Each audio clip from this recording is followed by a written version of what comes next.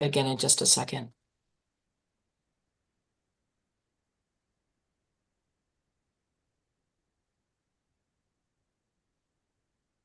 So Kelly and Gus and I will leave ours on for now while we get started.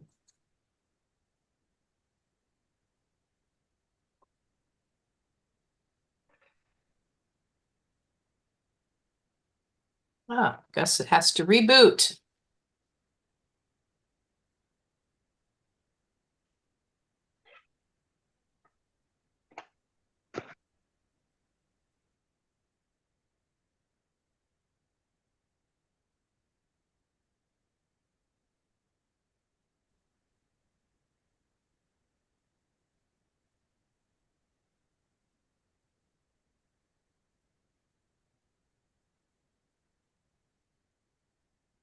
Right.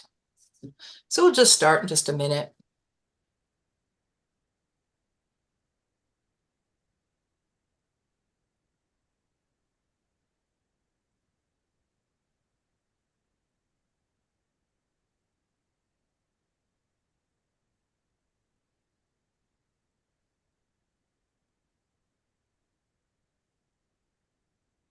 All right, we'll just start in another minute.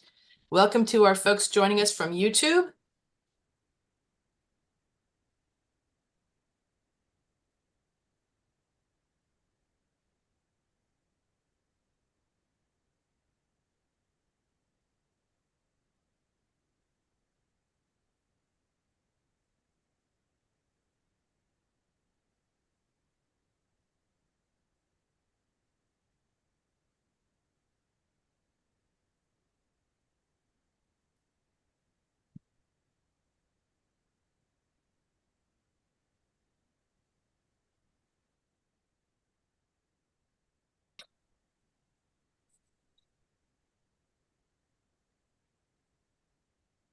All right, see that we have more people have joined us. Just waiting for Commodore Formato to jump back on. He had to reboot his computer. So as soon as he's back on, we'll get started.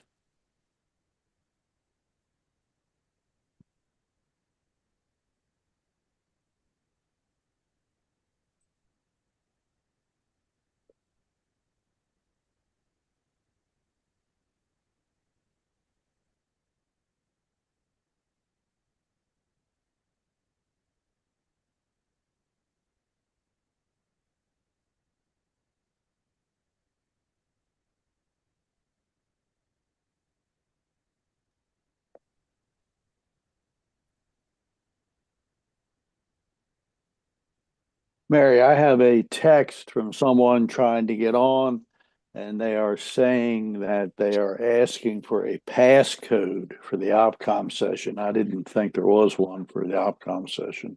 No, there is no, they should be able to just click on and get on. There's no passcode. Okay, I didn't think so, and I will let them know. Thank you. Yeah, great. All right. All right, I know Commodore Formato is having some issues with his computer, trying to get it started back up again. He was on earlier, but I don't see him back on yet. So I want to go ahead and get us started. We'll have him break in when he gets here. But I want to say welcome, everybody. I'm Mary Kirkwood, Commodore Kirkwood. I'm the Vice National Commodore, and I welcome all of you here today. This is one of my favorite meetings during NTRAIN because we get to hear from all the great work our national teams are doing, our programs are doing, and they kind of get to brag a little bit about what they are doing and give us updates on some of the programs that they're working on. So this is really one of my favorites.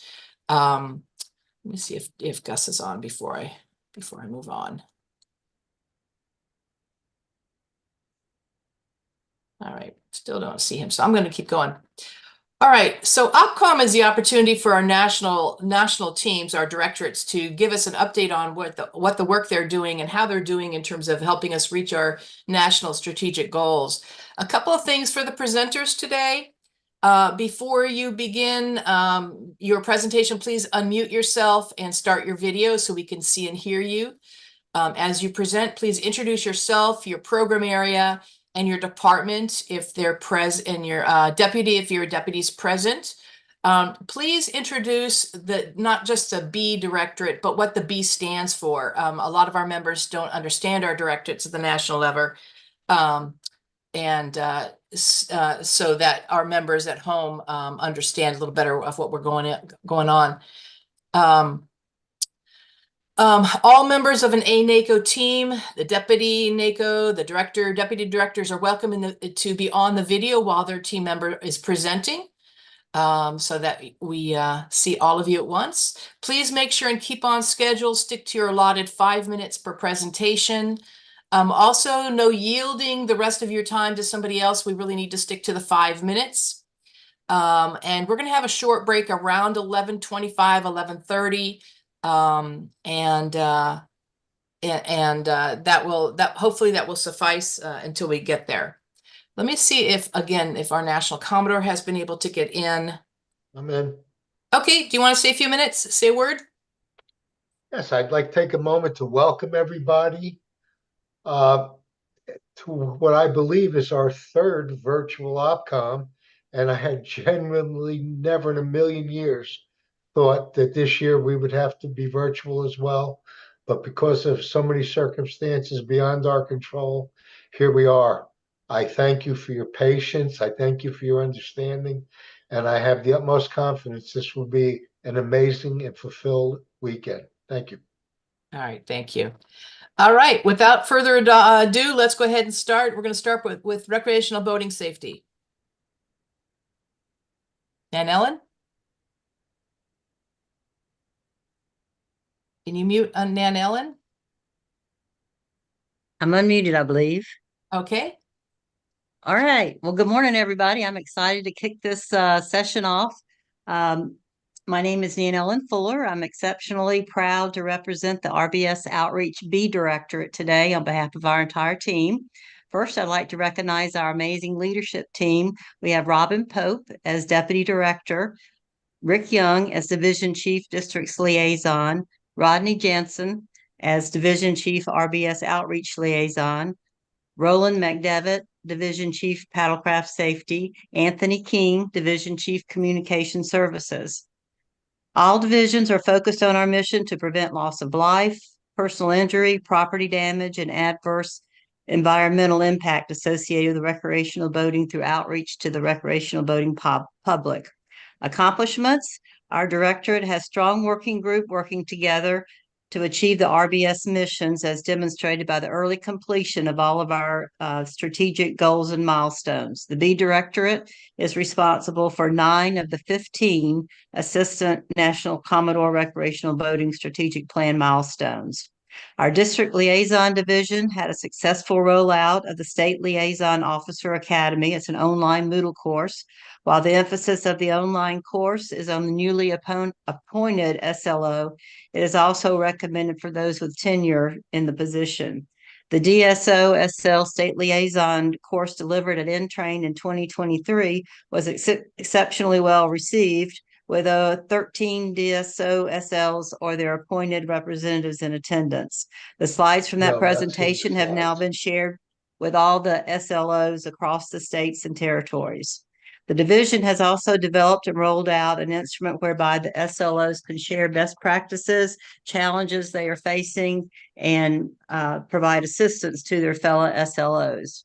Our RBS Outreach Liaison Division is reviewing all existing MOUs and MOAs to determine which ones need updating or extending. They are connecting with current partners, reestablishing relationship with former partners, and exploring new partnership opportunities.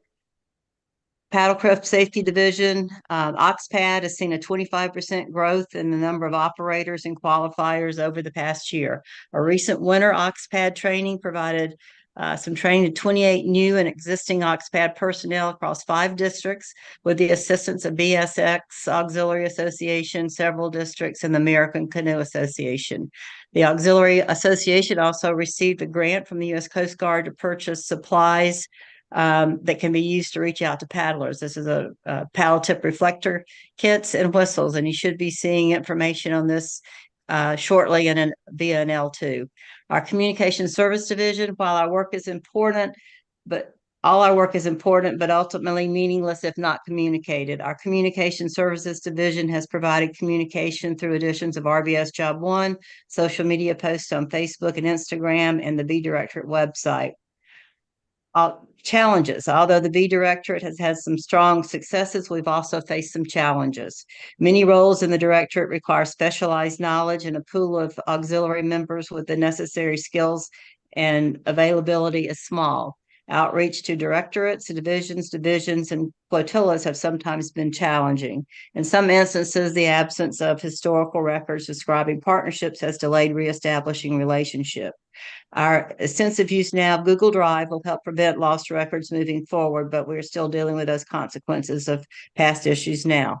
Our Paddlecraft Safety Division, the lack of a formal DSO, ADSO, SO, and FSO roles for paddlecraft safety limits our ability to reach auxiliaries with our message coherently and ultimately out to the paddlecraft boaters, which account for 40% of the nation's boating community. We've also had some administrative challenges in some districts with requesting OXPAD orders and submitting claims for reimbursement.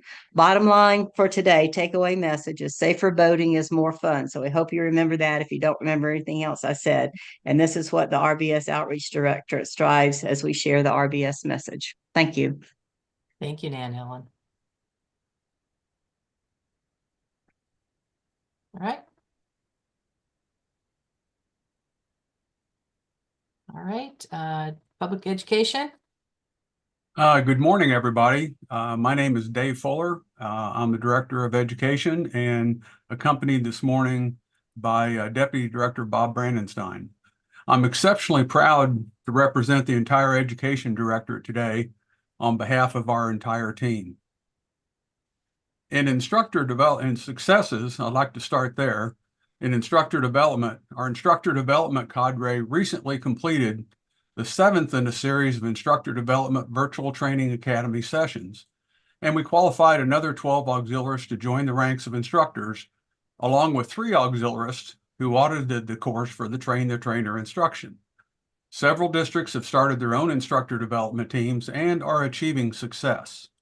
We expect our Instructor Development 2024 update, build on lessons learned from our experience presenting the class virtually, to be ready to deploy during the second quarter of 2024. In updates of our courses and seminars, the continuous improvement of our course and seminar offerings is our standard, with our youth course projects recently completed and the 2024 instructor workshop posted. We also developed a new template for our PowerPoint slides and will begin refreshing the existing library courses and seminars using the new templates as we review each one. Our most time-consuming and critically important project, the triennial NASBLA approval of boating skills and seamanship and Boat America, is currently in review, and we expect final approval soon. Meanwhile, an extension from NASBLA allows us to continue teaching pending that final approval. In awards and recognition, the 2023 Commodore Daniel Maxim Award for Education and Excellence in Education is our highest honor. Flotillas were to send their nominees to their DSOPE by February 28th, and districts will decide on their district nominee to forward to me by May 30th. We are hopeful that with district leadership support, we'll receive a nominee from every district this year. In recognition of our instructors who go well beyond the 30 hours of instruction required to earn the Public Education Service Award, we developed the Golden Key at 50 hours and the Lighthouse at 100-hour awards. These awards are generated from AUX data reports on June 30 and December 31 each year, and are annual awards for the combined public education and member training lead hours. These awards have been much more successful than we could ever imagine. During the first half of 2023, we distributed 45 Golden Key and 10 Lighthouse Awards, representing over 4,400 hours of instruction. For the year's second half, we distributed 92 Golden Key and 32 Lighthouse Awards, representing over 10,200 hours of instruction. The annual combined total of 137 Golden Key and 42 Lighthouse Awards represent over 14,700 hours of instruction. Incredibly, 3 auxiliaries passed the 300-hour mark, and we'll recognize those exceptional members at NACON. Next slide, please. Engagement by flotillas. We have a pretty serious issue with mission-ready instructors. Currently, out of 4,386 certified instructors, 2,000 of those are not mission-ready, which equals 45% of our certified pool of instructors. Most of these members are REYR for various reasons, including core training, insufficient teaching hours, but some have completed the requirements but have not yet been removed from REYR status. We seek the assistance of flotilla division and district leadership to re-engage those members and bring them to mission-ready status. Under engagement by leadership, during 2023, we had minimal participation at monthly meetings with the district staff officers, PE, and the district chiefs of staff. But during the first 2 months of 2024, we're getting much greater participation. We want to be a resource for our districts and need direct feedback at our monthly meetings to know what's working and what we must prioritize to help our districts with their public education challenges. And lastly, the culture of RBS is job one. Over time, the auxiliary missions have shifted, with Coast Guard mission support becoming more important. While recognizing that we must be an agile organization and adjust our course in response to needs, we cannot lose sight of our primary mission and why we exist. That mission is RBS, and properly applied, it is our best opportunity to save lives through education and prevention. We are the tip of the spear in preventing accidents and deaths, and we must never lose sight of the importance of that RBS mission. Thank you very much. That's it from me. Thanks, Dave. All right, Jim?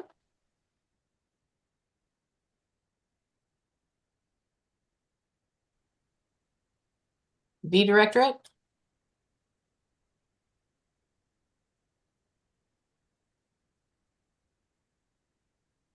Hey, Jim, are you there? Ah, Jim.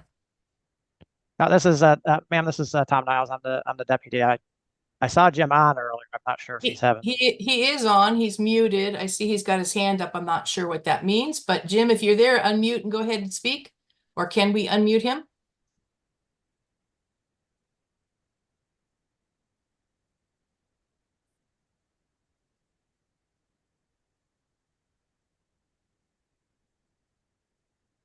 All right. I'm not sure. He's got his hand up, but we can't hear him. So I remember. Would you like me to just go ahead and? I was to say, Tom, are you prepared? Can you go ahead and we'll get your Yeah, slides up? absolutely. Thank Yeah, you. happy to do that. Just slide comes up there. Or if not, I'll just go on. Well, so good morning, everybody. My name is Tom Niles. I'm the Deputy Director for Vessel Exams and Partner Visitation Directorate. Today, I'll be providing you with an update on our 3 ups and 3 downs. Of course, as everyone knows, my director is Jim Cortez, and he has been doing a great job providing us with the leadership and engagement. So on the 3 ups, we have an update underway project for updating aux data 2 to allow us to capture failure reasons for vessel safety checks. And we're excited about this because this will be the first time that we've been able to take that information from the 7012 about why boat failed a vessel safety check and actually capture it and be able to report on it in aux data 2. So we're really excited about that. And we're expecting that project to be complete sometime in the the 4th quarter of the fiscal year. So that's what we're looking at there. We recently updated the program visitor manual to a handbook.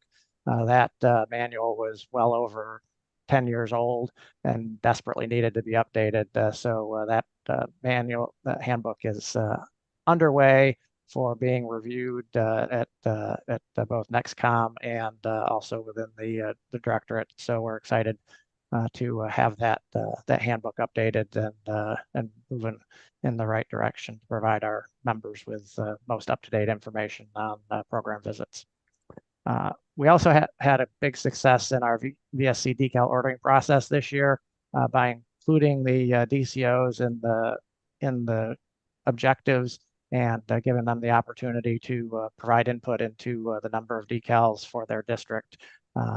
We were able to reduce the number of issues that we had with folks saying that they either didn't get enough decals or didn't get them in a timely manner. So we were excited to see that that process worked, and that's a best practice that we'd like to continue throughout the coming terms.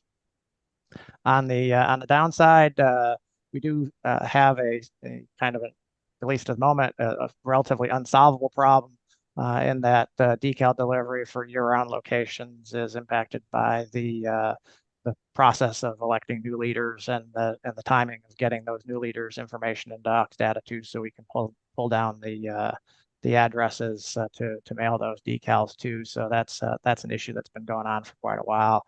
Don't necessarily have a solution for that process, but we do try to prioritize the year-round locations to get those decals out first once the addresses are all updated in Ox Data 2. Obviously, we'd like to get away from the printed forms wherever we can and move to electronic forms. The most important forms for us, the 7012 and the 7012A, are very expensive to produce, and we have a number of changes that happen so far this year. I think we've made 2 updates to the 7012 and the 7012A, and so making those changes can result in auxiliaries not having the most up-to-date information form if they're relying on the printed form. Now, the good news is that we do have the digital form available online, but oftentimes auxiliaries are resistant to using the online form because they have to do the printing themselves, and that can be an expense that many auxiliaries are unwilling to accept. Lastly, the adjunct life jacket program hasn't been launched yet, so we're continuing to work on that, but we've been running into some issues making that program available to all districts and divisions, and so as a result of that, they may have issues with looking at life jackets and where the life jacket wear rates are not meeting the national average. And of course, we're really concerned about that because the vast majority of people who die in boating accidents don't have their life jackets on. So we really need to change that behavior, and we're really focused on ways that we can change that behavior. So that's the update from the Vessel Exam and Partner Visitation Directorate. I'll pause here for just a second in case Jim was able to fix his communication problem. Thank you, Tom, for pitch hitting. Did a great job. All Thank right, you. Commodore Lauer. Hi, good morning, everybody. My name is Robert Lauer. I'm the ANACO RBS. It really is for me an honor and a privilege to be here with all of you today. Our RBS directorate's under the watchful eyes of my deputy, Chris Wilson, director of E, Dave Fuller, director of B, Nan Ellen Fuller, and director of V, James Cortez, have performed brilliantly and produced outstanding results during the 2023-2024 period.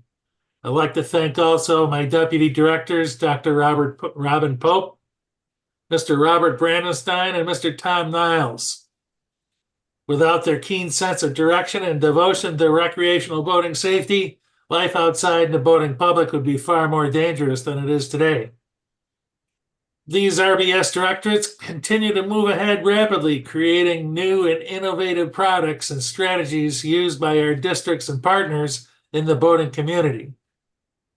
Their extraordinary approach to their work and 24/7 availability, coupled with their quick response to changing conditions, greatly benefit our entire organization and the boating public that we support. All of us have had an opportunity I would say most of us have had the opportunity to review the last gap analysis. And the results of that report indicated that really there are opportunities for the RBS directorates, the districts, the divisions, and flotillas to step up and support their stations by increasing their RBS efforts across the country. Public education, outreach, vessel examination, and program visitation all contain the keys to improving the safety of our boating public while navigating the waters of the United States. With better knowledge and up-to-date information, our boating public will be able to make better decisions, which will prevent accidents and near misses, thus reducing the level of SAR cases across the U.S. I encourage the leadership of all of our districts to ramp up your RBS efforts to save lives and property and reduce some of the SAR stress to our station operations. Please stretch your resources, teach more classes, inspect more boats, and visit more dealers to get the word of recreational boating safety out there. In that way, our people can better augment their active duty and provide solid results called out by the gap analysis. By now you've heard the good news and progress of B, E, and V during these ups and downs and 3 challenges. Those results and observations reflect their hard work, their enthusiasm, and sense of urgency regarding recreational boating safety. The RBS directorates have performed well against the Commodore strategic plan. The action items assigned to RBS are either complete or in process because of the RBS directorate's commitment to recreational boating safety. The RBS group proudly reports that we're allowed to work on 15 2023-24 National Strategic Plan items. And to date, the team has completed 13 out of the 15. We expect the remaining milestones to be achieved in the coming months. We've developed an online state liaison officer academy and presented it. We've improved the flow of communication with the district SLOs by establishing bi-monthly virtual sessions. We're collaborating with the V Directorate to create a paddlecraft specific vessel safety check education program. We've created an internal education document describing the AuxPad program for auxiliary members and active duty personnel. We've expanded the publicity of auxiliary efforts in RBS, including Safe Boating Week through social media and publications. We've identified the best practices used by SLOs and are sharing them auxiliary-wide. We're collaborating with the V to correct paddlecraft specific program visitor materials. We're reviewing current partnerships with recreational boating safety community stakeholders and businesses. We're expanding our training opportunities to increase the number of AuxPad operators and qualifiers by 25%. We have investigated and are recommending a class management system to replace AUX Plus PE. We're reviewing best practices from other RBS organizations to evaluate current products. We're developing a guide and toolkit to assist flotillas in expanding their education delivery for youth and public and private schools. That's an important one. Review the library of public education programs and offerings for relevance and content. Investigate and recommend an incentive and awards program targeted to instructors and flotillas to encourage excellence and increase public education, easy for me to say, public education class offerings. Compared RBS education industry standards and methods to current auxiliary standards and practices of instruction, including interactive learning. All right. So I'll finish up by saying BZ to the leader, Bravo Zulu to the leaders and membership of RBS for stepping up and assembling the building blocks that'll take the recreational boating safety directorates into the future and improve the overall safety performance of our customers. So thank you. Thank you, Commodore Lauer. And thank you to all the RBS group. You did a great job. All right, let's switch gears a little bit and go to performance and student programs. We'll start with the director of C. Is Amanda here, or is Carlos is going to cover? Okay, go for it. Okay, Amanda is traveling back from India. Can you hear me? Yes, we're good. Okay, good morning. I'm honored to be here today and represent the Computer Software and Systems Directorate. Thanks to our leadership for the trust. To start, please allow me to share our achievements. First, our massive collection of websites, known as Websites Without Webmasters, or WOW, has been successfully migrated to an individual server. This move offers several key benefits, like enhanced resilience. By eliminating a single point of failure, the new server architecture significantly reduces the risk of downtime. It has also improved cost efficiency. The migration has demonstrably decreased operational costs, optimizing resource allocation. Also, the implementation of browser-to-server encryption has boosted the security profile of the system. This allows us to gain the trust of our active duty partners that now permit their networks to access WOW-based websites.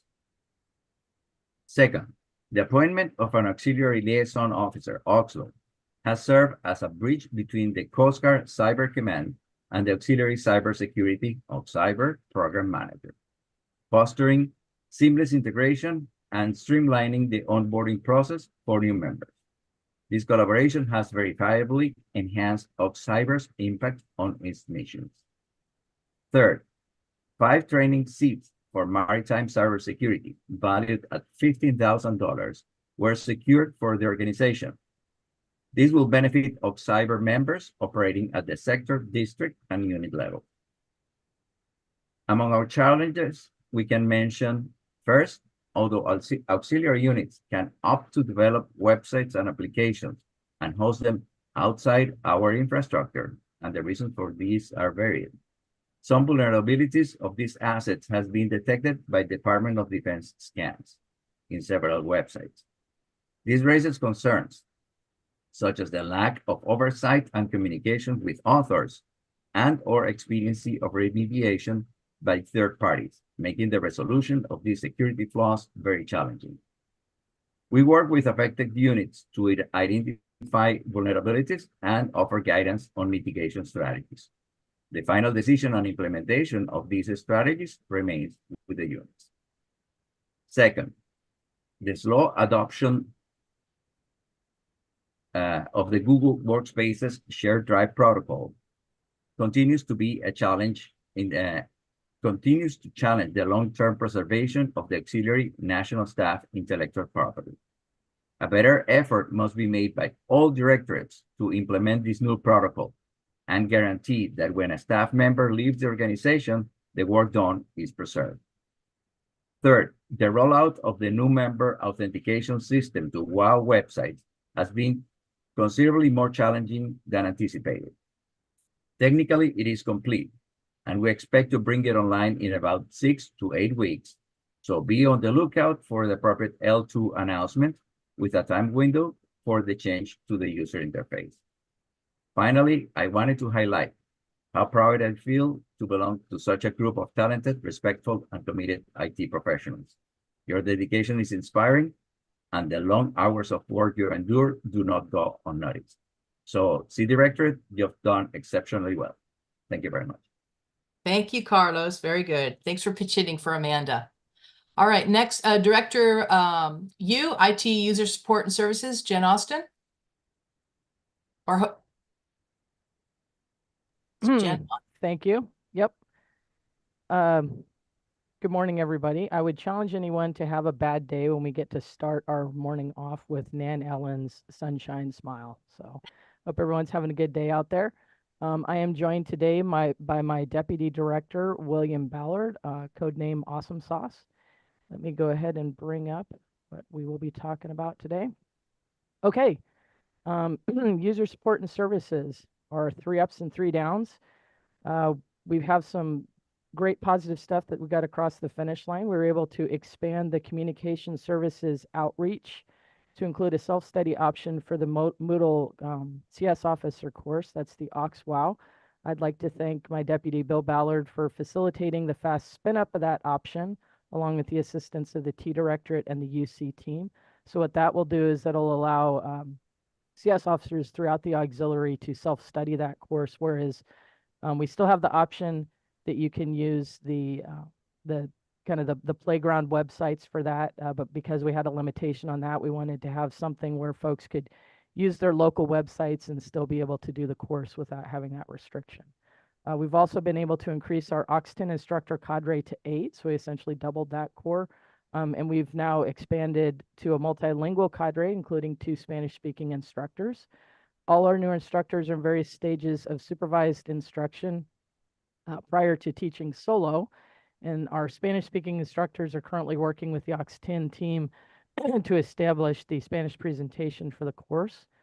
We've also developed a catalog of real-time OX data reports that aligned with the fall 2023 Competency and Training Management System upgrade. We're pretty proud of that one. That was a year-long labor of love to get that one across the finish line with the Change Advisory Board for OX data. The reports for those are located in the Competencies and Training folder of the Quick Stop reports.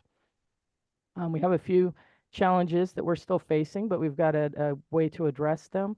Our members continue to use National Help Desk rather than local leadership as their first option to resolve problems. We talked about that, and we're working to adjust the initial ticket process to branch between public and auxiliary inquiries, which would allow us to provide a more tailored auxiliary form, giving those gentle nudges and reminders to consult with local leadership for questions as appropriate prior to submitting the nuclear option help desk ticket. Our remaining auxiliary unit auxiliary internet resource system, the AIR sites, are delaying the complete transition to the secure website hosting. I've been working with Commodore Davies and C Director Amanda Constant to strategize on that one. We established a 3-phase plan to convert the remaining sites with the assistance of my UC team, and we're currently evaluating the scope of the remaining sites' content to determine the timeline for completion on that one, but stay tuned. We should have some timelines for that. And then also the OX data Moodle material build out was delayed, but we're still targeting end of Q1 to complete at least the first wave of self-study courses and videos. Again, Bill Ballard is working with the T Directorate course design team, reviewing the existing OX data guides to convert them into an effective online medium for Moodle. So that's all I have for the 3 ups, 3 downs. And since I think I have at least 1 more minute to go. No, you don't. You're actually over by a minute. Over by a minute? Yeah. Over 5 minutes for that? 5 minutes. Yeah. Thank you, Okay, Jan, fair so enough. much. All right. Good. Thank you. Next, Commodore Davies. Good morning, everybody. I am Sue Davies, the Assistant National Commodore for Information Technology. Thanks to Carlos and Jen for their reports. Good morning, everybody. So under the IT group, we have 13 information technology strategic plan milestones, the majority of which are focused on cybersecurity. 5 of those milestones are complete, and the remaining 8 are in progress. For those at home looking at the slide, I've consolidated a couple of the milestones into 1 bullet for presentation purposes.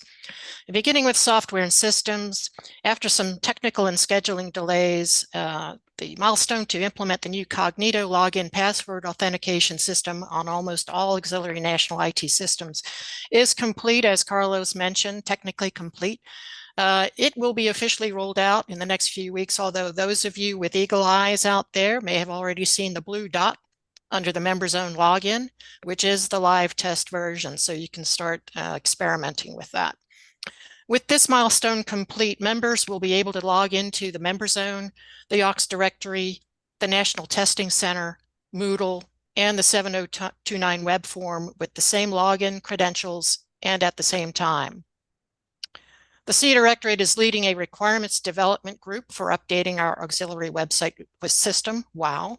I anticipate that this milestone will extend into the next strategic plan term. Moving to auxiliary IT cybersecurity, I'll just mention 1 milestone here. An update of the 2021 cybersecurity risk assessment of the Auxiliary National IT System began in January of this year, and it should be completed by November with a report to follow. The C Directorate has implemented several of the recommendations from the previous assessment, which have mitigated several vulnerabilities and have made the auxiliary IT infrastructure much more secure. And finally, AUXCyber, the Auxiliary Cyber Augmentation Program. Personal qualification standards for 3 AUXCyber competencies are in various stages of completion and review by the Coast Guard. We're also identifying and fielding qualified auxiliarists to Coast Guard cyber protection teams. We're qualifying and fielding AUXCyber members to support Coast Guard security reviews of maritime transportation system regulated facilities. And we've participated in Coast Guard cybersecurity exercises. Joe Espino has done a fantastic job with the AUXCyber program. Last but not least, my thanks to Amanda, Jen, Carlos, Joe, and Bill for their outstanding leadership and resilience in overcoming technical challenges. And also I'd like to do a shout out to Commodore Linda Merriman for her leadership as our DNACO. So that concludes my remarks. Thank you very much. Thank you, Commodore Davies. All right, we'll switch over to the performance part with Kevin Redden. Good morning. I'm here today with my Deputy Director, Harry Parsons, to talk about Performance Measurement Directorate. Our 3 Ups. Our training management report has been updated to track the required workshops, both mandatory and the recommended ones. So each year we will be tracking compliance with the mandatory ones, but also showing where people are with the recommended ones and color coding yellow when it needs to be done before June 30th. And of course, turns red if it's not done into July. Second up, our local unit charted information report, Lucy, has been updated. The old report allowed you to compare one flotilla against up to 6 others, or one division against 6 others. But you had to select each one of those units you were going to compare to. We've got a much simpler, more powerful interface now. The only thing a member has to do is select their district, and now it shows all of the flotillas in the district, all of the divisions in the district. So more powerful and easier to use user interface. Our third up, election eligibility report, very heavily used.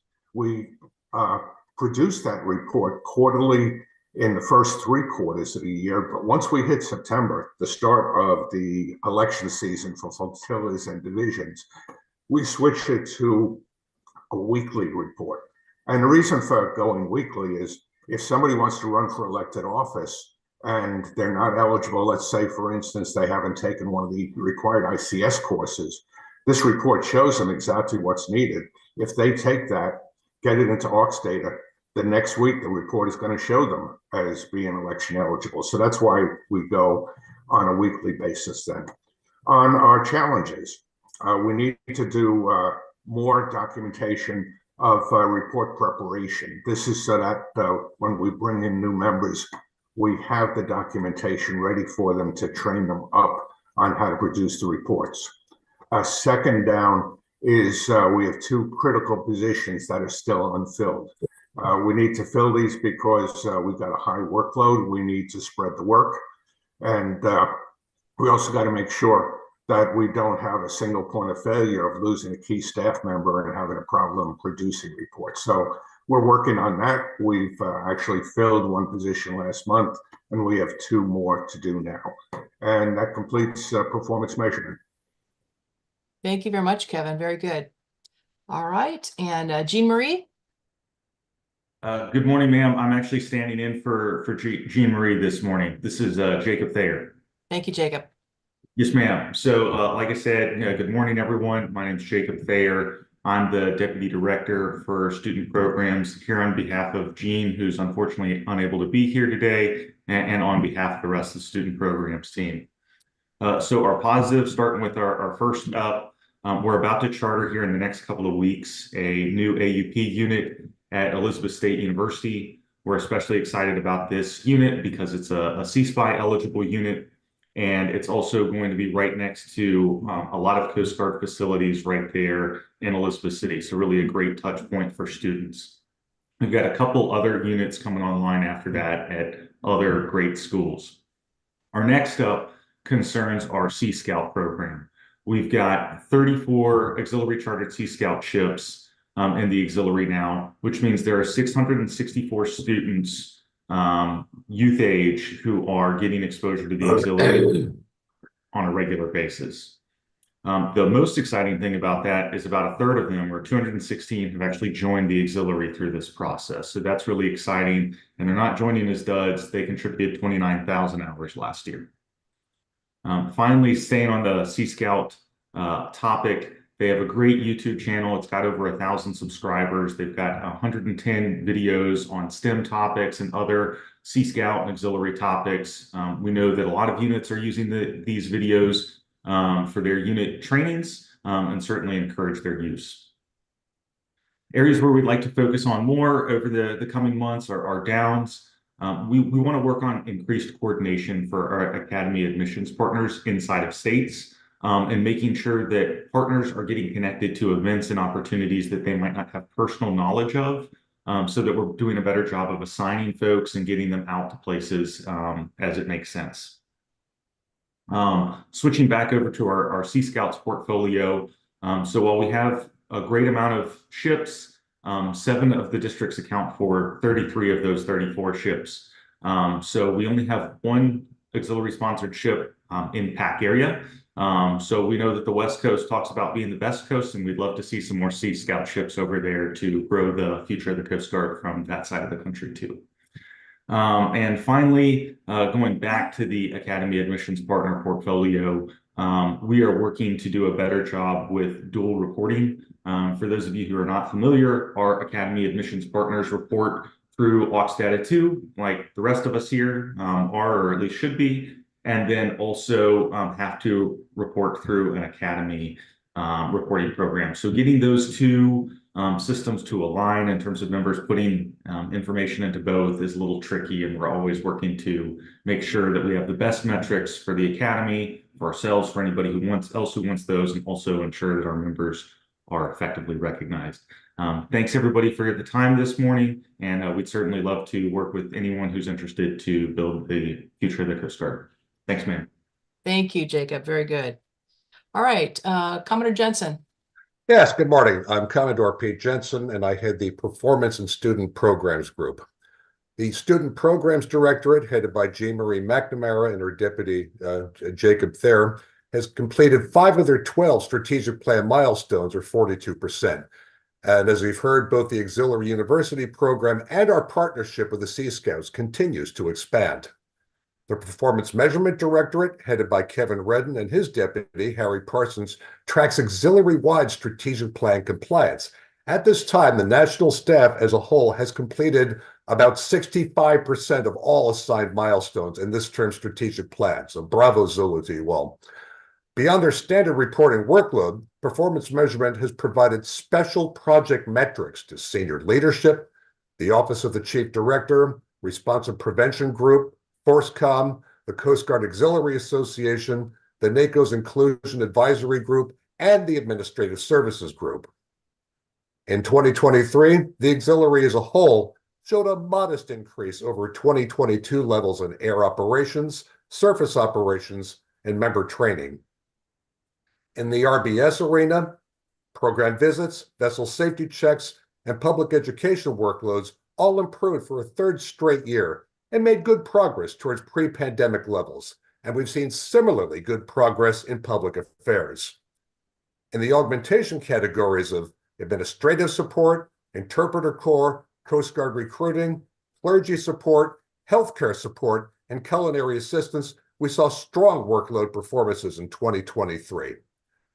Regarding membership, the auxiliary experienced a shallow decline in 2023, finishing the year with 19,884 members.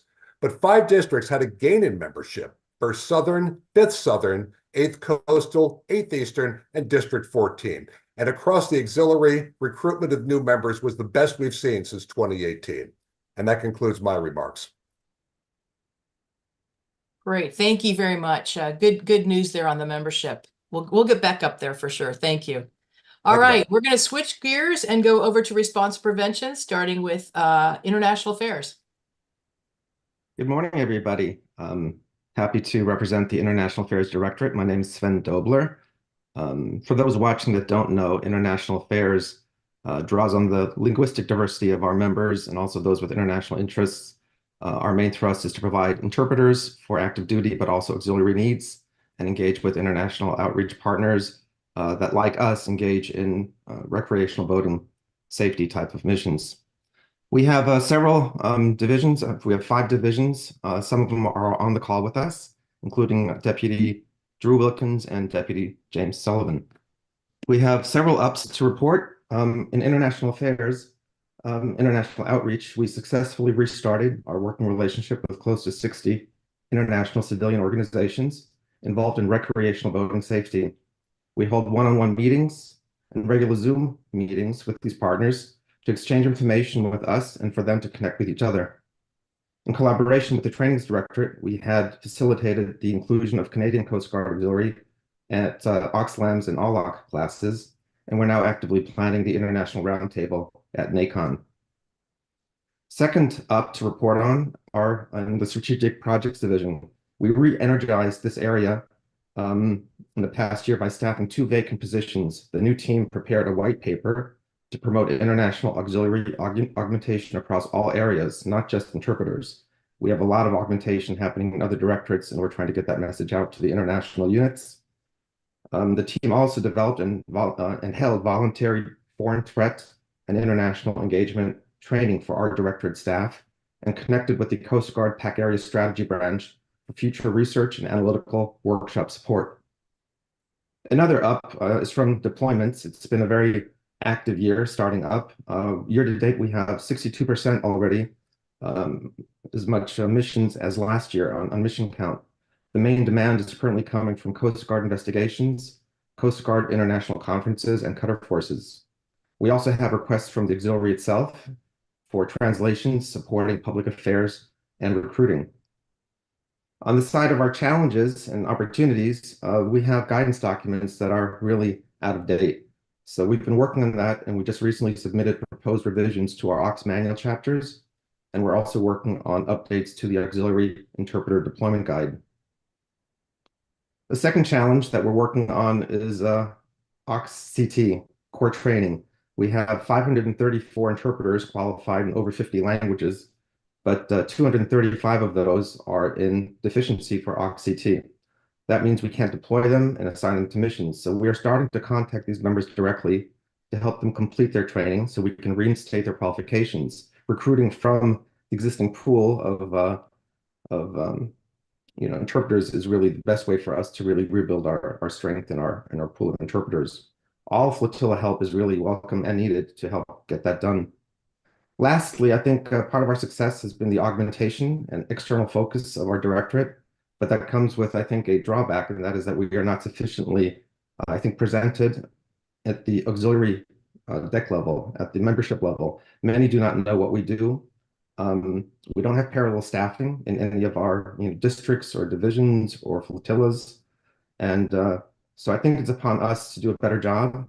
And we prepare presentations that we are intending to send out to the districts to help them communicate both what we do for them, what we do for the active duty, how to become an interpreter, and hopefully that'll help us serve both the districts better and improve our recruiting for future interpreters, and also have assistance from the districts when we deploy them. So that's it for the International Affairs Directorate. Thank you. Thank you, Sven. Very good. All right, let's move on to prevention with Kim Cole. Good morning. Kim Cole is not available to meet with us today due to another commitment. This is Michael Mitchell. I'm the Deputy Director for prevention. One thing I'd like to give a shout out real quick on my 5 minutes to the division chiefs within prevention. They have done, and their staffs, of course, They have done an outstanding job this past year, and we are continuing to push forward as we'll talk about the accomplishments. Working with Master Chief Park at BSX, we are in process of developing a handbook for navigation systems.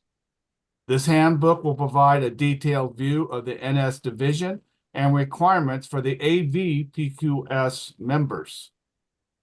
A training manual has been developed for America's Waterway Watch, AWW, and we are in the review stages now. As soon as all changes, comments, etc. are addressed, we will send this to our ANACO for approval and review. As of the 25th of January this year, it was determined that the AV qualified members will be put into the AV PQS status. This process will be completed by 1 January in 25. At that time, we will only have one qualification in the nav systems division, creating a singular qualification with all falling under the same requirements. And the last one we now have a full class for the C School, which is the AIDS verifications class for the 26th and 28th of April in Yorktown. So that is going to go ahead and be sent at the end of April. Challenges.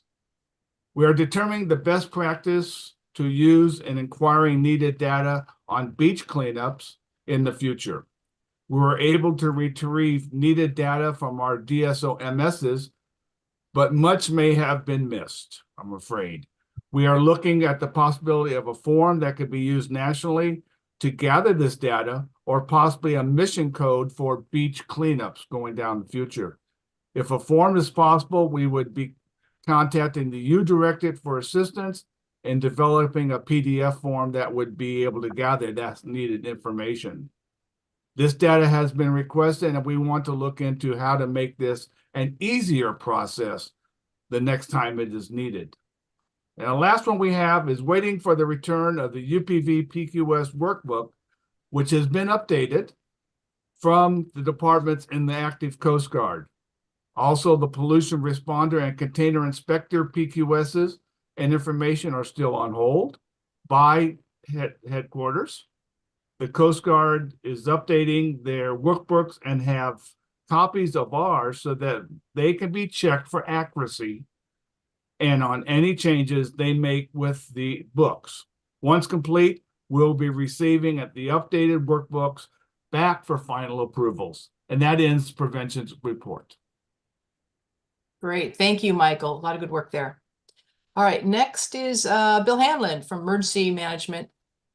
Good morning, NTRAIN attendees. My name is Bill Hanlon, Director of Emergency Management and Disaster Response, also known as the Q Directorate. Online is also Deputy Director Dan Jackwish. 2023 was a catch-up year and also an opportunity to set the stage for new initiatives. Last year, Q staff addressed 18 milestones related to the current National Strategic Plan, and we finalized the expanded data collection efforts of the last gap analysis survey. Today, the Q staff is eager to highlight several innovative projects to support the auxiliary membership and our active duty counterparts. The first one provides a single location for an auxiliary career path in emergency management. Now posted on our website for the auxiliary new member as well as the veteran member with decades of experience, there are over 20 performance qualification standards known as PQSs, user guides, and job aids. These guides are linked to the official source documents and provide a comprehensive, detailed roadmap, including Coast Guard references and detailed databases. Career pathing was developed in consultation with some chiefs of staff and district staff officers. Career pathing is not a one-and-done project, but rather a scalable, dynamic tool designed to accommodate well into the future the ever-increasing demand signals from the active duty emergency management for the active duty emergency management resources. In conjunction with career pathing, we also provide focused support in the areas of supplementing member access to oral boards where that's needed. guiding members in pursuing advanced professional credentialing, and working with the Coast Guard Office of Emergency Management, CUE is developing an auxiliary instructor cadre, the purpose of which will be to assist members in attaining those advanced ICS course materials and subsequently achieving the PQS qualifications that are requested at the command post positions when an area command incident management team is activated. To go ahead, to get ahead of the curve for the next all hands request to support that large scale response, like a catastrophic hurricane or earthquake or oil spill of national significance, or to support our external partners like Customs and Border Protection, CUE has commenced staffing a virtual incident action plan, an IAP. Along with the IAP, we're also developing annual all-hazard exercises to test the skill sets and the readiness of those auxiliary members staffing that virtual IAP. This proactive approach will address many previously identified shortfalls documented over the years in multiple after-action reports regarding auxiliary deployment. Next is the Everbridge emergency notification system. Here we are consolidating all things Everbridge into a single silo of information on the CUE website. One leg of the information stool is a newly generated user guide, now being reviewed by senior leadership. It is intended to provide users with the confidence to create, send, and monitor critical event notifications. The second leg supporting users sending Everbridge messages is a comprehensive PowerPoint slide presentation that will be offered this spring in multiple regional time zones. These live presentations are intended to make sure no user leaves those sessions without having all questions answered and identified a point of contact if needed in the event someone wants assistance in crafting an emergency message. The Everbridge user guide, the PowerPoint, and the instruction slides, as well as the points of contact, will be posted on the CUE website as a go-to reference for the users. In a related Everbridge matter, CUE is implementing a GIS support team. This team will develop graphic visibility for senior leadership and Coast Guard Command via computer-generated overlays of auxiliary members in the path of or presently impacted by severe weather events such as hurricanes, wildfires, or tsunamis. This advanced technology and capability is yet another example of the auxiliaries forward-leaning into this new area or new era of mission support for Team Coast Guard. Now, our single challenge is a need for a uniform process request for ALAC cards for computer access to what the Coast Guard is now using, the Microsoft Teams platform. To illustrate this issue, I provide the following observation from a district DIROCS. Quote, "We need to provide select auxiliary members with communication cards akin to the contractor level access. This will allow for full integration into the necessary Coast Guard systems auxiliary members can use to support our everyday missions," end quote. Thank you, and this concludes CUE's report. Thank you, Bill. Very good. All right, Director of Response, Roy Savoca. Good morning, everyone. My name is Roy Savoca. I am the director of the Response Directorate. The Response Directorate consists of 3 different areas: aviation, headed up by Commodore Byron Moe; the surface operations, headed up by Commodore Michelle Thornton; and finally telecommunications, which is headed up by Andrew Ely. My deputy is Larry Fletcher. And we also have an internal support directorate, we call it education, which is headed up by Tom Violante. Getting into what we've done over the last 6 months in the surface division. Actually, that slide is pretty old. If you could take it down, I'd appreciate it. Our accomplishments include the formalization of the UAS program for the auxiliary. This is in the guidebooks and training handbooks that are on the Chief Director's website, or you can contact myself, Larry Fletcher, or Commodore Mo, and we will give you the links or whatever, answer any questions you may have. Next, in the surface world, one of our known problems was we're losing surface support. So we took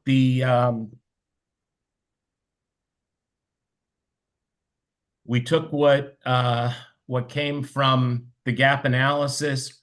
We followed up with those folks, and we created a document on increasing surface support to the Coast Guard.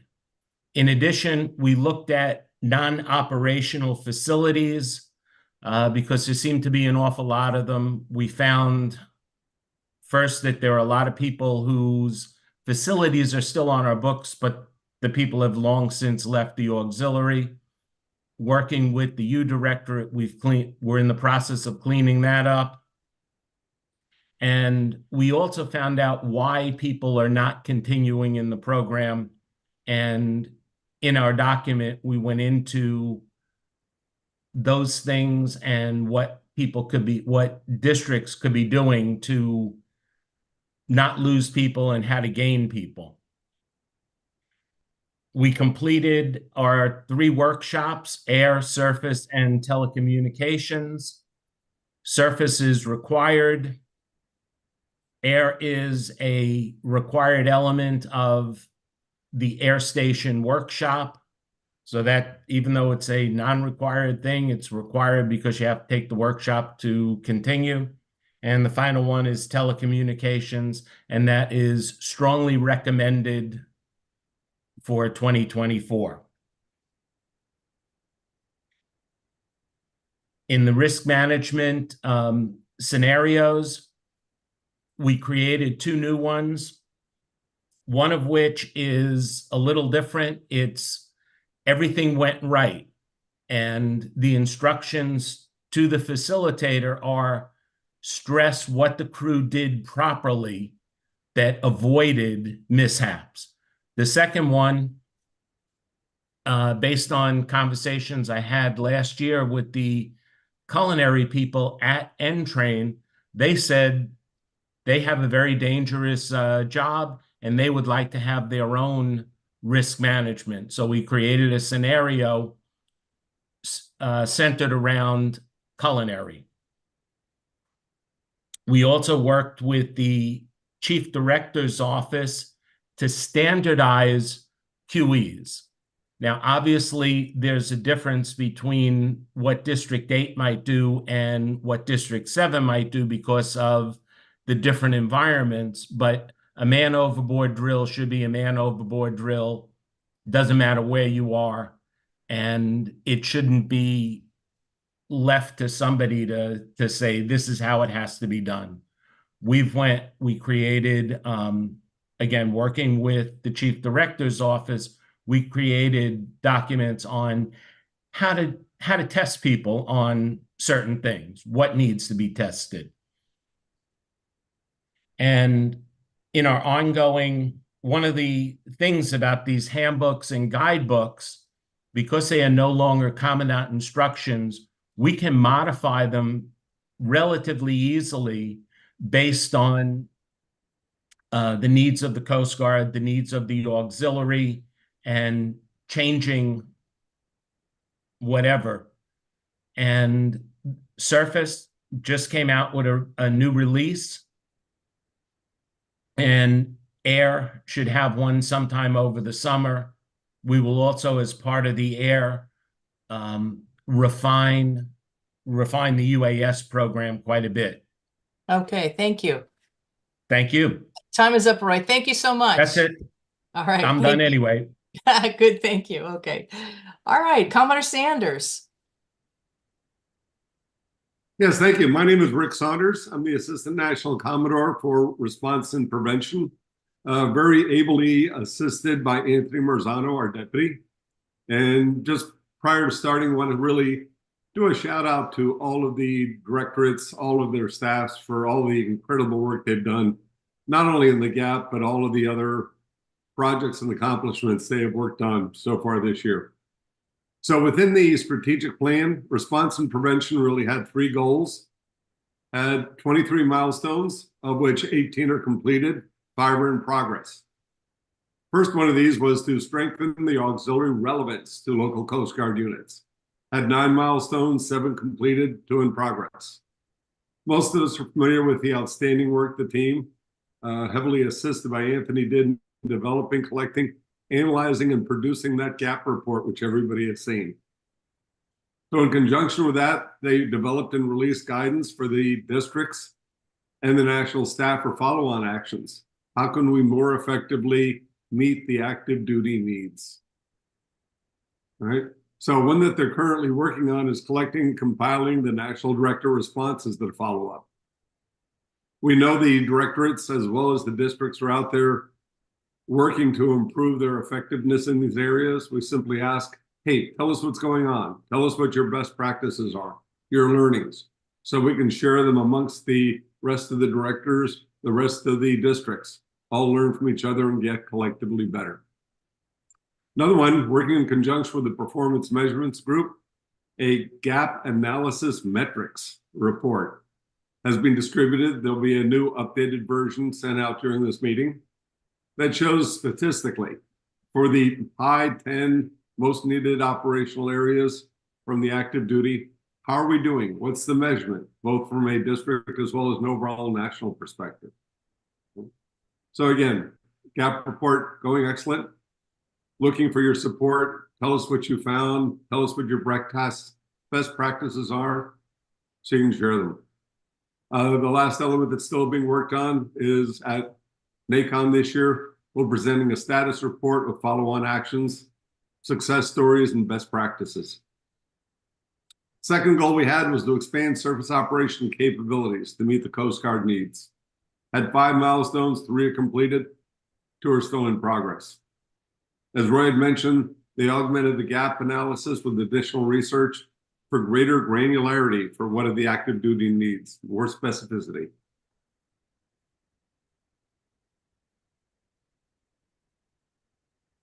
You can go to the next slide.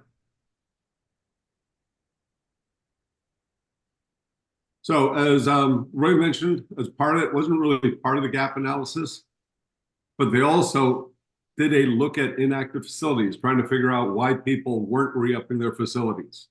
As he had mentioned, identified a large number of people who are no longer in the auxiliary.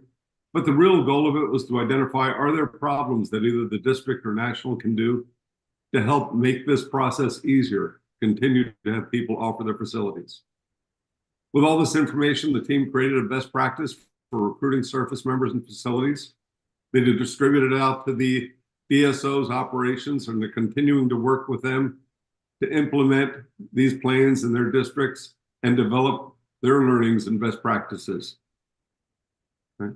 Lastly, in this area, the team is working on a process to evaluate the progress. We've all heard that expression, if you don't measure it, how do you determine success? So actually to measure, what is our progress at closing these gaps? Last goal we had was to expand auxiliary footprint and emergency management. 9 milestones, 8 completed, 1 still in progress. As Bill had mentioned, but I want to highlight a little bit, published an emergency management career progression guide.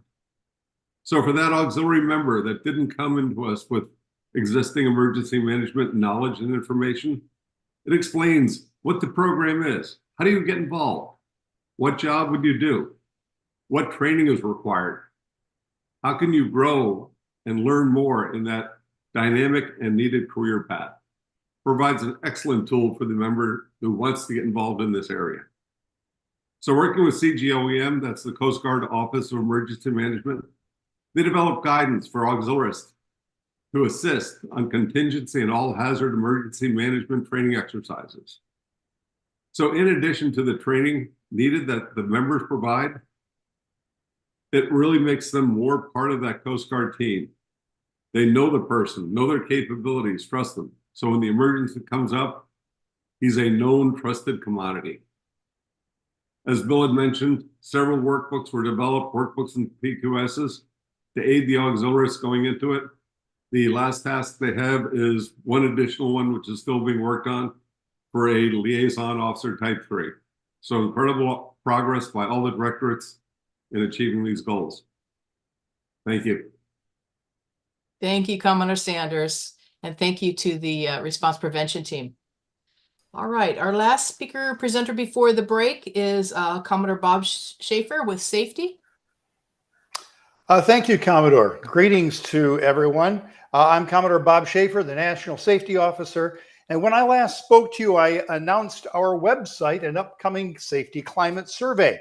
And I'm pleased to report some progress on both of those items and note that our strategic plan milestones have all been completed. I hope you all responded to this auxiliary safety climate survey. We got some useful results, and those have been shared with our senior leadership, and they've been posted on the safety website. The survey confirmed some things that we already knew, that we need to provide more safety information and instructional material to our members, and we need to improve safety reporting. Accordingly, we've added some new items to the safety website, including our introductory video, Safety Always, and a more in-depth presentation, Building a Coast Guard Auxiliary Safety Culture, District Leadership Strategies. And we'll continue to add more things to the website as we are able. And by the way, we're seeking a volunteer to be our webmaster. If you know of someone, please contact me. To improve safety reporting, we're working with the Coast Guard Safety Office to develop an electronic method of anonymous safety hazard reporting. Mishaps may not be reported anonymously. So for many years, the Coast Guard has had a method of anonymous safety reporting, and it has proven value. It allows reporting of hazards or close calls that might have led to accidents of a more serious nature. And it allows individuals to share confessions of mistakes or errors in the spirit of helping others avoid those same mistakes, yet without embarrassment. We believe an anonymous safety reporting method would be an important contribution to improving our safety culture. So what else did the survey tell us, and what does it all mean? Well, individual interpretations may vary, but some things caught our eye. The Likert scale responses suggest that we should help members better understand how to report mishaps and safety hazards, how to find safety-related policy information, and that there's room to improve safety-related training and briefings and safety-related leadership and communication. The text field responses revealed concerns in certain areas, particularly those we call the 3 Ps: PPE, performance, and professionalism. PPE, there were various complaints regarding the availability, suitability, distribution, or maintenance of PPE, including the wear of hot weather uniforms. And although those are localized problems, we want the DCOs to be aware so they can ensure that PPE is handled appropriately within their respective districts. Performance. And this includes concerns about aging members or those encountering physical difficulties. Some of us have had to struggle with the difficult issue of when to take the car keys away from an elderly family member. So likewise, when and how do we suggest to a fellow member that they're no longer capable of safely and effectively doing the activities that they once did well? Can we help them transition to doing something else more suited to their capabilities? This must be handled with great care, dignity, and respect. And professionalism. This includes concerns raised regarding inappropriate behavior by auxiliarists, including misogynistic comments and actions, reports of alcohol or drug use, good old boy stuff such as looking the other way at underperformance or inappropriate actions. And it's noted that performance and professionalism concerns have both a safety component and non-safety leadership implications. To further our learning culture, we posted the results of the survey on our website in the member zone, so they're available to any interested member. We invite you to take a look. The bottom line is there's much room for improvement all around. You can't manage what you don't measure. So these are available. These are good feedback provided by the safety climate has been very helpful to us as we focus our efforts going forward. Changes in our safety culture must be driven at the district level. So we'll continue to encourage the District Safety Specialists Council. We'll work to provide material they can use for training, promotion, and collaboration. And we'll work with the departments to help them make their program safety information easy for members to find and incorporate it into their training materials. And we'll continue to remind everyone that we're all part of the auxiliary safety program and that we all must watch each other's backs. Safety, always. Thank you for your kind attention. Yeah, thank you, Commodore Schaefer. Very good. All right, we are up to our break. It's a 15-minute break, so come back in 15 minutes from your time, which looks like about 8:30, 11:35. All right, thank you.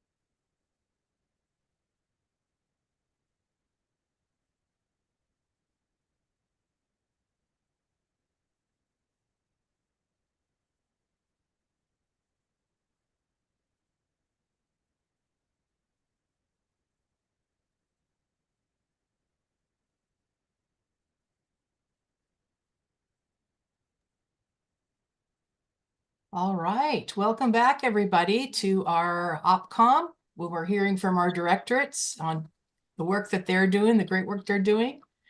We're going to go ahead and start this next section with Sean Peoples, Director of Administrative Investigations. Yes, good morning, ma'am. Sean Peoples, Director of Administrative Investigations, or O Directorate. I'm joined this morning by my Deputy Director, Bill Sorrentino, and I'd like to acknowledge our very capable division chiefs, Gary Barth, Jacob Thayer, Chet Williams, Bob Wolf, and a special thanks for all of his assistance to Randy Patton. Regarding accomplishments and challenges, training memos are being disseminated by the Deputy Director on proper investigation report formatting. Those training memos are broken down into segments for ease of training. We have assembled as a new directorate a very strong cadre of investigators with appropriate experience in conducting investigations. We have completed a standard operating procedure and administrative procedures guide to follow for compliance purposes to ensure proper flow of an investigation and proper reporting. And we remain flexible to assist leaders at all levels to exercise good order and discipline. With respect to challenges, I've listed two. We continue with some administrative issues regarding the issuance of ALAC, or logical access cards, regarding the background investigations project that's been tasked to us. And we need to implement a simple standard request form across the auxiliary to initiate investigations at all levels. And with that, I conclude my remarks, and thank you. Thank you. All right, thank you very much. Next will be, I don't think Commodore Schultz has jumped on, has he? We're having storms out here in the Pacific, and he had some damage to his property and lost his internet, etc. So I think we have Tom Banford instead. Is Tom here? Yes, Commodore. Good morning or afternoon almost for some folks. Yeah, unfortunately, Tracy wasn't able to attend since he's dealing with some consequences, but he's safe, and that's the most important thing. I think Kelly has our presentation, but if not, I'll go with this. Our primary strategic goal is to support the Commandant's Inclusive Leadership Excellence and Diversity Council, which is known as the iLead Council. To this end, we've established an auxiliary iLead component, and the following milestones are for this initiative. First two have been completed. Regarding the third one, there we go. Regarding the third one was amended that we now meet minimally each quarter or as submission reviews warrant. 4 is now completed as well. In regards to 5, the Active Duty iLead Council has not met in over a year, so this is on hold until they meet next. And 6, we expect sanction from the active duty and are now underway in all districts. All districts and all branch chiefs of the D&I Directorate, which I and Tracy represent, serving districts have received training and have agreed to select an advisor and add an iLead submission link to their district websites. Now, the last slide regarding the next steps, please. Our biggest challenge is getting the message out to all members that they have an opportunity to express iLead concerns and best practice anonymously. The National Advisory Council, consisting of Commodores Formato, Kirkwood, Merriman, Thornton, Thurlow, and Tracy, met last past Tuesday to review submissions, monitor progress, and review all new iLead marketing video. We encourage all districts and their units to put the video on their websites as soon as it's ready for distribution, which should be at the end of this month. Speaking of websites, we will soon have a link on the D&I Directorate webpage where best practices will be stored. We also encourage all districts to ensure iLead submissions have a link on their site and not buried. Since the iLead inception, there have been limited concerns or best practice submissions. Regarding concerns on the surface, their limited submissions are positive. Yet we are aware of some underlying issues that have not been presented, but are likely to exist. So far, most submissions have been related to procedural matters or one-offs. However, we want members to know that all submissions have received attention and that their concerns and voices are valuable. Lastly, we have a spectacular organization. We thank all of our team for the efforts they produced over the last several years. We have many tremendous members along with skilled and dedicated leaders. We do not have many issues that need to be addressed, but certainly there are some. And the way we manage it is this. That process is an everyday awareness, an effort to optimize a total workforce. Reinforcing a positive culture is pretty easy. Changing a negative culture takes enthusiasm, dedication, and most of all, developing an inclusive culture takes patience. Thank you all. Commodore, thank you very much. All right, thank you. And again, thank you for covering for Tracy. Hopefully he will clear his trees and get internet back soon. All right, next, Terry Barth.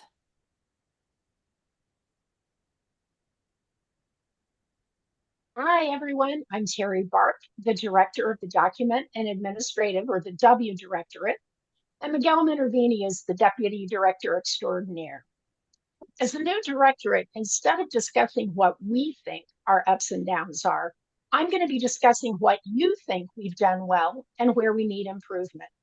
As a part of my Auxiliary Senior Officers course, or ASOC, a survey was sent out to a wide variety of members to evaluate the W Directorate's strengths, weaknesses, opportunities, and threats, a SWOT analysis. It was sent to 4 NEXCOM members, 4 Assistant National Commodores, all the district commodores and chiefs of staff, several directors and their staff, all the district staff officers for materials and secretary of records, as well as several materials and secretary of records, flotilla and division staff officers. So 90 surveys were sent with 39 responses, which actually is pretty good since I guess the average return on surveys is only about 10%.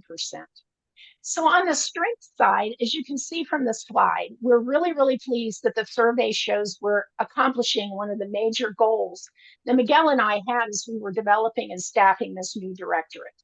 Over 75% of the respondees felt that we were doing a great job of communicating, that we're giving information on resources and meeting and an event information, any changes or updates we're providing, and that we're knowledgeable, responsive, and we provide problem resolution quickly and professionally. It was also felt that this directorate strongly supports our upper level leadership. Now for the challenges. So first, 48.7% of you found that we had no weaknesses. And though I appreciate the confidence in us, obviously there are things that we can work on, but thank you so much. So on the lower end of the weakness scale, 10% felt that we could improve our website content, and that's definitely a work in progress. In all the divisions and in delegating tasks. I'm not sure where that came from, but if it's from my staff, be careful what you wish for. So the main concerns fell under training. So 15% of the responses and with comments, which is 6 people, that felt that getting information to the deck plate and also the National Staff Awards process confusion were 2 areas we needed to work on. So regarding message of training and resources to the deck plate, originally I think we did what most areas do. We relied on the chain of leadership up and down to pass on information to their staff, which sadly turned out to be unreliable with disappointing outcomes. So we've addressed the problem by using eye contact. This is like what the L2 messages are used to be sent out. So what we're doing for the appropriate people, whether it's materials or secretary of records, we're sending a blast email out to those specific people with information that's needed. So the information is going to be provided to the deck plate. Now it's just going to be up to the recipients to actually open it up and read it. And then the next concern with comments was the awards process, that it was confusing and that there were some guidance inconsistencies and that we needed to ensure that updates and changes were well documented. And you're right, it has been a process and it's been confusing for us as well. As the Document Administrative Directorate, we very appropriately inherited the National Staff Awards responsibility. Since there was no transition plan or training, Miguel and I searched for past documents that had been used, and we reached out to the Chief Director's Office for support. And thank you, Lieutenant Booth and YN1 Tober, for always being available to us. And then Miguel and I trained ourselves. Once that was accomplished, we updated the award spreadsheets to make them simpler and more efficient, as well as we updated the training and documents to include changes like dual recognition and gender pronoun guidelines. Additional information was added to the website to assist with the awards process, and also short topic-specific video clips were provided. Any changes or updates were emailed to everyone, and the updated documents were posted on the website. Now, did I make some errors? You betcha. The original date I had on the 1650 and A clock was incorrect. And after working with BSX, the Chief Director's Office, the date was changed to August 14th. This was my mistake. And that only affected documents that were submitted early in the process, the early achievers. I personally corrected them. I didn't ask anyone else to do that. Also, I could have been more clear on updates that were sent, without a doubt. So has the award process been confusing? Of course. And it's always been confusing, and especially since we only do it every 2 years, and frequently we have new staff that's never been involved in it. However, considering the challenges that we've had and some of the minor hiccups, I have to say I'm proud of the accomplishments we've made. And we really appreciate the support and understanding you've given us as we've gone through this process. And I predict the procedures next term will go much smoother. So thank you so much. All right, thank you, Terry. This is one of our new directorates, and you've done a lot of work in about a year and a half. So thank you very much. All right, Commodore Mihalchik. Thank you. For this. First, I'd like to thank both BSX and NEXCOM for their continuing support.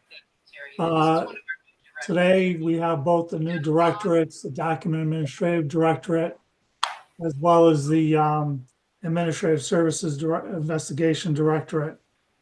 We couldn't have done any of this without NEXCOM or BSX. OPCOM is creating a new group and directorates involves a lot of trial and error on our part. And I have to say, though, that I'm extremely pleased by our progress. We continue to grow and get better as time goes on. As for our strategic plan, on the next slide there, for the Document Administrative Directorate, we had 11 milestones. 7 have been completed, and 4 continue to be in progress. These 4 have to deal with training our members, especially on the digital management system. And this training will always be ongoing. So I don't see an end to that. And that's good as long as we train people. The same with the Administrative Investigations Directorate. There are 4 milestones. 3 have been completed and 1 is still in progress. And again, the one that's still in progress deals a lot with training. And it's always going to be continually ongoing. And again, that's all I have. And I, once again, like to thank NEXCOM and BSX for their continuing support. Thank you, Commodore. Yeah, these 2 are new directorates in the last couple of years, and they've both done great things in such a short period of time. So thank you. All right, next we'll hear from our Chief Counsel, Commodore Cream. Good morning, all. My name is Doug Cream, and I've had the honor of serving in the Office of Chief Counsel for 15 years under 8 National Commodores. The last 11 years has been as Chief Counsel. The description of the duties of Chief Counsel in the Auxiliary Manual is brief. The Chief Counsel is a licensed attorney, duly admitted to practice law, who serves as legal advisor to the National Commodore and the Chief Director of the Auxiliary. In practice, and with the outstanding and invaluable assistance of Bruce Kelton, Deputy Chief Counsel, we serve as de facto legal advisors to the district directors of the Auxiliary, the National Executive Committee, the elected leadership of the Auxiliary, members of the national staff, the district legal officers, and occasionally members of the auxiliary who are not fully familiar with the concept of the chain of leadership and management. The legal advice we provide includes interpretation of the many auxiliary, Coast Guard, and government agency guidance documents that guide the operations and activities of the Coast Guard Auxiliary. We also provide advice and interpretation of the many federal statutes and regulations that affect our members and the execution of our assigned duties.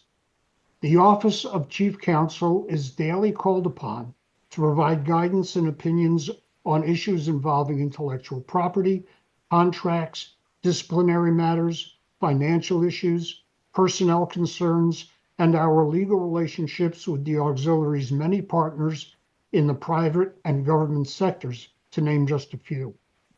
We review all national publications to assure compliance with the Copyright Act and auxiliary policies and instructions. In addition, we draft or review all memoranda of understanding or memoranda of agreement requested by any of our units or directorates that may have national implications for the auxiliary. Our work with the Chief Director of the auxiliary and his staff involves providing counsel on significant legal issues arising within auxiliary units. In addition, from time to time, the Chief of the Administrative Unit of the auxiliary, BSX 11, requests our participation in the drafting or review of a variety of guidance documents that affect the operations or activities of the Coast Guard Auxiliary that are issued by BSX. Assistant Chief Counsels may be appointed to address specific legal subject areas. Under that provision, Commodore Formato has very wisely appointed Mr. Jason Pfeffer, Assistant Chief Counsel for Legislative Affairs and the Chairperson of the Legislative Liaison Committee, or LLC. The LLC was created to track legislative and regulatory changes in state and federal governments that have an impact on auxiliary safe boating programs, as well as auxiliary policy and procedures.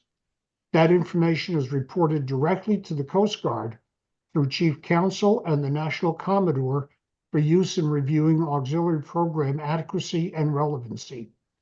Jason has breathed life and purpose into the work of the LLC, ensuring that it will adhere to the Commandant's direction to track legislative and regulatory changes in the various state and federal governments that have an impact on auxiliary safe boating programs. As a consequence of his diligence, the productivity of the committee has been enhanced many times over. I thank you for your attention and hope that this brief presentation has given you insight into some of the responsibilities of the Office of Chief Counsel. Fair winds and following seas, shipmates. Thank you, Commodore Cream. And thank you for explaining your abbreviations, because, and I'd like to use that as a time to remind our presenters yet to come to please minimize your abbreviations and discuss what the abbreviation means. Thank you very much, Commodore Cream. Okay, next is finance.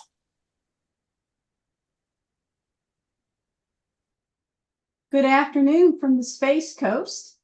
I'm Donna Miller, and it's my pleasure to represent the finance team on behalf of David Barber, our Chief Finance Officer. The information I'd like to present to you today, one of the things is the standing operating procedure for financial controls. We just did an update on that, and it's currently in review. The procedures not only address the standing operating procedures, but it will also impact the 7025, the end of year report that's produced by every auxiliary unit. And what we have done in this particular version is we have included the materials control area that was previously not part of the financial control document, so that they have a place to get their guidance from. which impacted the content that will go on the 7025 on page 2. We've also increased some of the detail and clarity based on inputs from our district finance officers and units. They had made telephone calls or requested certain information to be included or clarified in the document. So we addressed those needs as best we could.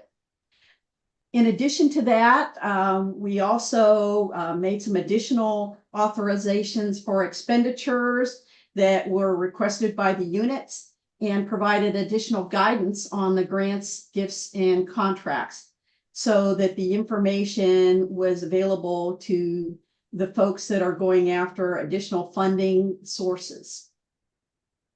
One of the other things that has been completed in this update with the standing operating procedure is the audit committee guide has been added as Appendix D. The other thing that has occurred here just recently, as we have completed the update to the 2024 budget and provided all those budgets to the directors and the national staff. And we've also made sure that the dashboard was available to all the DNACOs. For upcoming activities, we plan to address some of the travel procedures and the claim forms to make them more friendly and usable. If I could have the next slide, please. And this is just an example you'll see down here of what the actual DNACOs see. They see their budget and the actuals as they occur. We update that. I think we're doing that monthly or quarterly, depending on the need. And there's also an app that they have on their phone, so the information is with them all the time. If there's not any questions, that's all I have to report to the national staff. Thank you, Donna. Thanks for showing this web application, what it looks like that the DNACOs, our Deputy National Commodores, are seeing. So thank you again. Great work with finance this past year. Thank you very much. You're welcome. All right, we're going to move into FORCECOM. Actually, we're going to go to Public Affairs next. Good morning, auxiliary family. I'm Barry Denton, Director of A Directorate Public Affairs. Our leadership team includes Deputy Director Commodore Sue Thurlow and Deputy Director John Saran. To begin with, we are in the final stretch to update the 2014 PA manual, which was in desperate need of revision. Our incredible team is working diligently to complete this task, and we're hopeful to have it approved by NACON, crossing our fingers. While updating the PA manual, we are also using this time to partner with the outstanding team over at the T Directorate to update any and all PA-related courses and examinations. Those will include AUX 20, AUX 21, AUX 22, AUX 23, and AUX 26. In addition, we're working to create a social media course to educate our members in the area of social media, which will include the creation of content and education, especially in the area of copyright and copyright infringement, something we've got to be very careful about. We're hopeful that this course will increase our social media presence in all districts, divisions, and flotillas, and provide even a more enhanced, better content from those areas. Last year, we created a branding and marketing focus group, and after several recommendations, NEXCOM approved the new slogan, Proud Traditions, Worthy Missions. We are now in the creation phase of the development of new graphics and such will eventually change the face of the entire auxiliary. I must specifically thank Commodore Darren Lewis and Rafael Baez, who are leading the charge on the creation of these new graphics under the leadership of our Division Chief of Creative Services, Mark Herring. Our amazing DVC of social media, Rick Corrales, and his awesome team have begun to enhance our social media and take it to new heights. As you all know, social media is the way in which people obtain their news and engage within the world. We continue to not only educate our audiences, but also do great things to help recruit new members, as we know is very important for the auxiliary. Opportunities for the A Directorate begin with the augmentation of PA certified members. We have already seen an increase in the need for PA certified members serving at the academy, stations, and on cutters. Therefore, we need to not just increase the number of members who are PA certified, but provide a better quality of training to our members. With that, we also know the importance of bringing the training to our district. As you all know, we have AUX 12, which will work to provide PA certification training at NACON and NTRAIN. However, we're very limited to the number of auxiliaries who can be put in those slots. Therefore, we are seeing an opportunity to take AUX 12 to D-Trains. Our first pilot program to this endeavor is taking place at D5 Southern's D-Train April 4th through the 6th.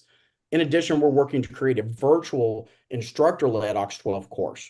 We're hopeful this will address the need for certified PAs, especially in areas we have identified as PA deserts, which are areas in the United States that either have limited or no PAs at all. Thank you for this report, and don't hesitate to reach out to the aid director. We're there to serve everyone. Thank you. Thank you, Barry. All right, next let's hear from Director of Human Resources, Lee Zimmerman. Good morning, good afternoon, shipmates. My name is Lee Zimmerman. I'm the Director of Human Resources. I'm supported by two great deputies, Steve Trojanoff and Andrea Mazzarini. We have been working very hard for almost a year on our biggest project, which is the upgrade of the AUX Manual Chapter 10 for uniforms and turning that into a guide that's more interactive and easier for our members, both new and longer term. The second up that we have is updated training for the HR officers and flotilla commanders. We have gotten them access to the program AAMS, and we have been working with the DSOHRs to deliver that training to all districts and anybody who feels that they need some assistance. One of the things that we need to do is continually work on mentoring and activities with the new members so that they feel that they have a place within the organization. The last up has to do with our three augmentation divisions. The recruiting, support, health services, and culinary assistance continue to exceed all of our expectations and fill the needs that the Coast Guard active duty gives us. Our three downs really are somewhat tactical. There's a opportunity every couple of years to work with new Coast Guard active duty and the recruiting command. And sometimes it takes a little while to help educate the new Coast Guard active duty into the opportunities and what we can offer. That's where we're at right now. There's a change. So we're working diligently with all of the active duty that we intermingle with in terms of the augmentation. The second one is we need a little bit more active approach to recruiting volunteers. Recruiting is, as we know, a little down, not terribly, but mentoring keeps coming up, and all the time that we spend mentoring pays back into a member.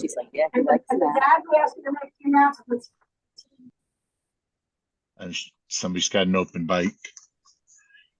So anyway, we really need to make sure that with targeted recruiting that we help members find a spot within our organization that they feel comfortable with and that we mentor them to continue. The last one is very tactical, but it has to do with ALAC cards for our healthcare providers. In order for them to do the work that they need to get on board a facility that usually requires an ALAC card, and they're very difficult to come by. Apparently, we've worked quite a bit on trying to fix that. So I think maybe this year we'll get there. Anyway, those are my three ups and downs. Thank you very much, Commodore, for the time. I appreciate it. Thank you, Lee. Yeah, a lot of great work there. All right, let's hear from the Director of Training. Good morning, everyone. My name is Farron Petties, and I'm joined with my deputy, Bill Ballard, to represent training. In the last 8 weeks, we've had a couple of very large Wins or accomplishments, one being our BQC2, which is the basic qualification course, BQC2 2024. It launched January 7th. That was spearheaded by Margaret Borland and a team of 18 members of T Directorate. This can be taken online by individuals at their leisure, or it can be presented in person as a workshop. A qualified instructor needs merely to press play on the 7 different modules, and this ensures that every single member is getting the exact same training from the BQC2 program. This is also, core training also has that same option. We've also, in the last few weeks, launched FEMA 210, 300, and 400 courses on Moodle. Special thank you to Jonathan Allbrand and Harriet Wilt for getting those out for members. Our Ox Patrol course has been reviewed and approved by BSX, and our Ox Patrol branch chief, Hortensia San Pedro, she is working on getting that built out in Moodle for our members. Our OPCOM, OxWeather, OxNav, and OxC programs are under review. We hope to have those 2 BSX and back and up on Moodle by the end of the year. We have been working with the C Directorate, pulling and reviewing tests on NTC for accuracy. That is our Project Phoenix. If anybody would like to know more, feel free to give us a contact. We have been working with A, H, U, and R, building up or updating materials in Moodle and offering support as needed. We would love all the directorates to be hosting either primary or secondary training on Moodle. And so we welcome any opportunities to support you with that. And we have plenty of leadership courses, both in person and online, available for membership.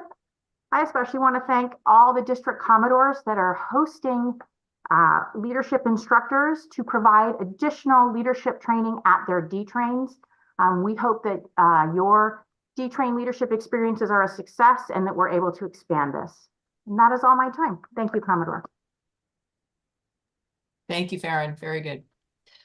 All right, let's hear from our chaplain support. Reverend Poole. Well, grace and peace be with you this day from God our Father. I am Philip Poole, the director of G, and my deputy is Tom Walcott. The G Directorate is primarily responsible for our auxiliary chaplains. Our successes, number 1, the G Directorate continues to celebrate the establishment of the ACS National Flotilla on August 17th, 2023 at NACON. We currently have 53 members with 3 chaplain transfers and 6 chaplain candidate applications to join the auxiliary still in progress. Number 2, on January the 4th, 2024, 28 ACS chaplains earned the Coast Guard Auxiliary Operations Support Award for 2023. This award recognizes that a member has achieved over 200 mission support hours for the Coast Guard. Note, 5 of our chaplains contributed over 400 hours, and 4 of our chaplains contributed over 600 hours of support. Additionally, already this year, 4 chaplains have already received Coast Guard's underway cutter orders for operational support. Number 3, last year at NTRAIN, I reported 33% of our ACS chaplains were entering their mission support hours, code 97 alpha, in Aux Data 2. Today, we have 84% of our 103 chaplains entering their reports via Aux Data 2, and by NACON, I hope to report that we are at 100%. The auxiliary overall has approximately 43% of its membership using Aux Data 2. Our challenges. Number 1, we are currently working a pathway for our ACS chaplains to be reimbursed for their mission support travel. District 7 is sponsoring and supporting this effort through the district chaplain, the district budget office, and the district DIROCS officer, who are socializing this with the Atlantic Area Chaplain and the Atlantic Area Budget Office, Coast Guard 83. Number 2, we have been tasked by the Coast Guard Atlantic and Pacific area chaplains to recruit 99 new ACS chaplains for critical remote Coast Guard unit locations. We request all districts help us embrace this challenge. This week, I will email our latest 2 recruiting tools, our ACS introduction video and our ACS trifold pamphlet to all district commodores for dissemination. And number 3, the ACS National Flotilla, after transferring 53 members into our ACS National Flotilla, has learned that each district DIROC's office handles this process very differently. We ask for a review of this process. That concludes my report, barring any questions. Thank you. Thanks very much. All right, Commodore Monis. Hello, everyone. I'm Todd Monis. I am the Assistant National Commodore for the FORCECOM, or the Force Readiness Command, and my Deputy Director is Commodore David Elliott. And together we are in the leadership positions to the directors that you just heard from. And being the last speaker between us and lunch in the closing remarks, I'd just like to say, what a wonderful job to sit back and listen to all the wonderful work that's going on throughout the auxiliary, through all the varied directories that we've heard of from today. But I'm really pleased to be a part of the FORCECOM community. We're doing a really great job in doing the things that we're accomplishing. I mean, all the augmentation programs, they're important, but so is everything else that we do, the RBS, the VE, and that kind of stuff. So, but from us, our strategic plan, we were assigned 15 milestones, of which 7 are complete. The other 8 are ongoing milestones that we continue to be ongoing. Those are comprised of like the exit exams, the recruiting, the retention, stuff like that. So I don't see that going away anytime in the near future, because it's a living document and continues on growing, and it's ever changing. The training directorate is ever changing. The milestones that we have with them, majority of our milestones come from the H directorate and clergy support. And as you've heard, they're doing a phenomenal job with that. Public affairs is really on a roll, and there again, those milestones are forever changing and brainstorming, and everybody seems to be doing an excellent job in that regard. So that's the end of my report. Thank you very much. All right, thank you. Well, we are well ahead of schedule. I want to thank everybody for their reports today. Again, this is one of my favorite, probably is my favorite meeting at NTRAIN, just to hear what's going on in the different directorates. And really, I'm so proud of the work that this group does. So thank you. All the work that you're doing is to better the Coast Guard Auxiliary, and our boating public at length. National Commodore Gus Formato, do you have some closing remarks? Yes, I would like to express my gratitude. And like V-NACO Kirkwood, this too is my favorite event. I can't begin to tell you how much I appreciate all your hard work and your dedication.